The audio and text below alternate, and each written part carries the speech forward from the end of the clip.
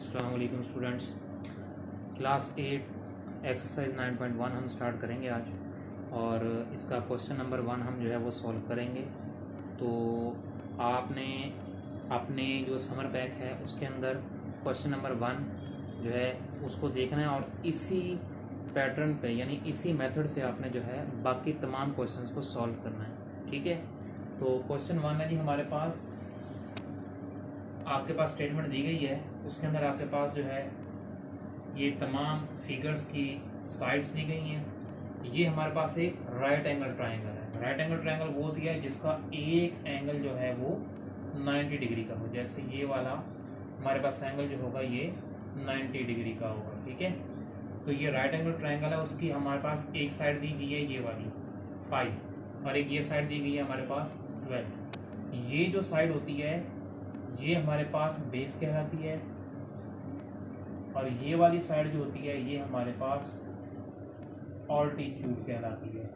ठीक है, तो ये दो साइड जो है ना हमारे पास होती हैं ऑल्टीट्यूड और बेस, और तीसरी साइड जो होती है ये वाली, इसे हम कहते हैं हाइपोटेनियस। ठीक है, ये है हाइपोटेनियस का।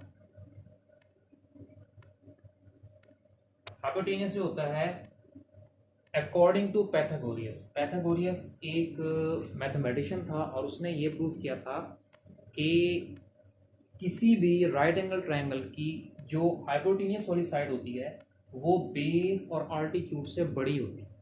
ठीक है, यानी हम अगर बेस और ऑल्टीट्यूड की साइड के स्क्वायर्स का सम करें तो हमारे पास जो साइड आएगी वो हाइपोटेनियस का स्क्वायर आएगा, यानी इसका स्क्वायर आएगा। ठीक है, इसका मतलब ये हुआ कि उसने इसका इस्तेमाल जो है वो किसी मकसद के लिए किया। तो वो मकसद क्या था कि दरियाए नाइल यानी कि दरियाए नील जिसे हम कहते हैं उर्दू में, उसमें जो है उसकी जो गहराई है उसको फाइंड आउट करने के लिए उसने ये जो है ना एक फार्मूला कंस्ट्रक्ट किया था, जिससे उसने अपने ही नाम से जो है इंट्रोड्यूस कराया पैथागोरस थ्योरम। ठीक है, तो उसका जो है ना ये थ्योरम बनाने का मकसद ये था कि हम किसी भी चीज़ की गहराई अगर राइट एंगल ट्रायंगल शेप को लेकर फाइंड आउट करना चाहें तो वो फाइंड आउट कर सकते हैं। ठीक है, लेट्स सपोज आप देखेंगे अगर आप किसी पहाड़ पे खड़े हैं और उस पहाड़ की जिस चोटी पर आप खड़े होते हैं वहाँ से बेस तक का फासला जो है वो आपका ऑल्टीट्यूड होगा, और ऑल्टीट्यूड से नीचे बेस में जहाँ तक आप उसकी हद देखते हैं ज़मीन की, या जहाँ तक आप उसको मेयर करना चाहते हैं बेस को ज़मीन को, तो वहाँ तक आप देखेंगे कि जो है ना ऑल्टीट्यूड और बेस दोनों का स्क्वायर जो लेंगे और उसके बाद जो उसका सम आएगा आपके पास, उनके स्क्वायर्स का सम, वो आपका जो आपकी गहराई होगी। ठीक है ना, हमारे पास ये जो यहाँ से यहाँ तक है ये तीसरी साइड। ठीक है, ये आपको पता लगेगा कि आप इस टाइम जो है कितना ऊंचाई पर खड़े हैं और नीचे जो गहराई है वो कितनी ज़्यादा है।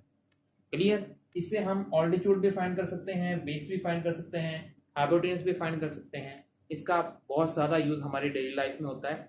लेट्स सपोज अगर कोई लैडर खड़ी है दीवार के ऊपर, कोई सीढ़ी, ठीक है, एक स्टेयर्स होती हैं जो घरों में बनी हुई होती हैं, ठीक है, और एक लैडर्स होती है जिन्हें हम जो पोर्टेबल होती है, इन्हें उठा के हम दूसरी जगह पर लेकर जाकर किसी दीवार के साथ खड़ा कर देते हैं।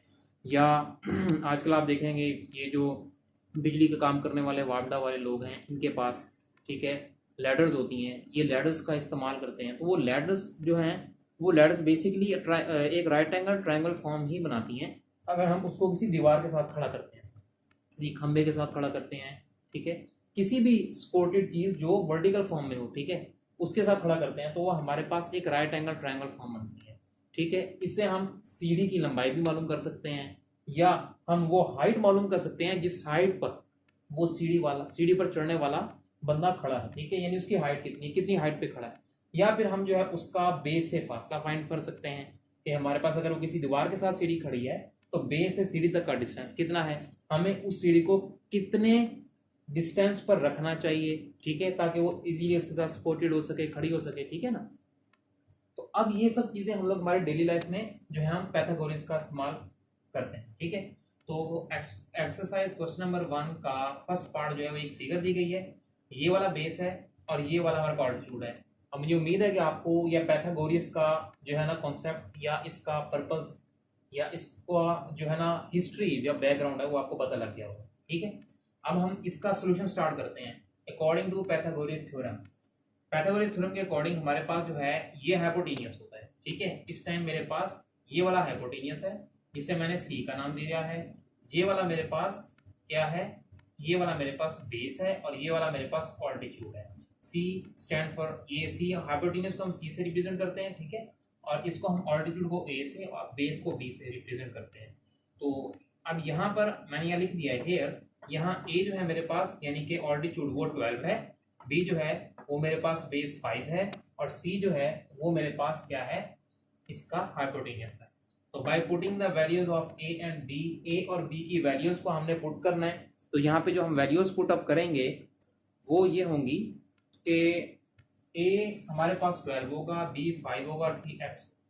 तो by putting the values of A and B we get C square is equal to, अब ये हमारा पैथागोरस थ्योरम है। ठीक है, C square is equal to 12 का होल स्क्वायर प्लस 5 का whole square, C square is equal to 144 plus 25। ठीक है, ये मैं आपको बता चुका हूँ अभी कि सी स्क्वायर हमारे पास क्या है, हाइपोटेनियस है, और ए हमारे पास क्या है जी, ऑल्टीट्यूड है।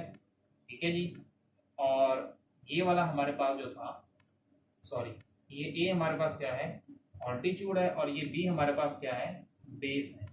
ठीक है, तो ये चीज़ें मैं आपको दोबारा एक दफ़ा यूँ बता रहा हूँ ताकि आपको ये पता लग जाए कि ये हाइपोटेनियस का स्केयर होता है, ये ऑल्टीट्यूड का स्केयर होता है और ये बेस का स्केयर होता है। तो इनको हम रिप्रेजेंट सी, ए और बी से रिस्पेक्टिवली कर रहे हैं। तो सी का स्केयर इज इक्वल टू 12 का होल स्केयर प्लस 5 का whole square, C square is equal to 144 plus 25। 12 का होल स्केयर 144 हो जाता है, 5 का होल स्केयर 25 हो जाता है, सी स्केयर इज इक्वल टू 169। तो सी स्केयर का हम क्या करते हैं, स्केयर रूट ले लेते हैं। ठीक है ना, हम दोनों साइड पे स्केयर रूट लेंगे तो ये स्केयर रूट से कैंसिल हो जाएगा, यहाँ रह जाएगा हमारे पास अंडर रूट 169। तो सी इज इक्वल टू 169 जो है हमारे पास, ये जो है इसका स्केयर रूट हमारे पास क्या निकलता है, 13 निकलता है। ठीक है जी, तो ये हमारे पास C13 आ गया। तो हमारे पास जो जितनी भी हमारे पास मेजरमेंट्स थी वो सेंटीमीटर में है या फिर जो है वो मिलीमीटर में है, बहरहाल जिसमें भी हैं वो आपने जो है देख लेनी है। ये बेसिकली सेंटीमीटर में आपको दी गई हैं, तो आपने लिख देना है कि x यानी ये जो साइड है हमारे पास हमने C रखी थी, ये आ जाएगी हमारे पास 13 सेंटीमीटर। बाकी ये तमाम साइड जो है हमारे पास 12 सेंटीमीटर थी, ये 5 मीटर थी और ये 8 मीटर थी। ठीक हो गया, यहाँ पे भी मैं लिख देता हूँ ताकि आपका ये कंफ्यूजन जो है वो ना रहे। ठीक है, तो ये हमारा क्वेश्चन नंबर 1 का फर्स्ट पार्ट था।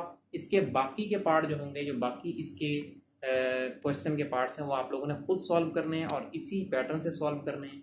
ठीक है, उम्मीद है कि आपको ये लेक्चर मेरा बड़ा अच्छे से पसंद आया होगा और इसको समझ भी आई होगी। अगर आपको ये लेक्चर अच्छा लगे, आपको समझ में आ रही है, तो अब इस चैनल को जो है सब्सक्राइब भी करें और इसके अलावा इस चैनल को आगे शेयर भी करें। ठीक है, थैंक यू सो मच, अल्लाह हाफिज़, अस्सलाम वालेकुम।